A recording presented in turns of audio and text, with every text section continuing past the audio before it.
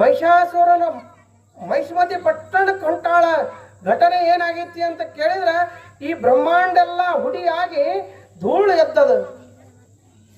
ಎಲ್ಲಿ ನೋಡಿದ್ರಲ್ಲ ಜಗತ್ತೆಲ್ಲ ಅಲ್ಲಾಲ ಕಲ್ಲಾಲ. ಮಹಿಷಾಸುರಿಗೆ ಏನಾಯ್ತು ಅಂತ ಕೇಳಿದ್ರೆ ಅಪುಷಕ್ಕನ ಚಿನ್ನ ಆಗಲಕ್ಕತ್ತು.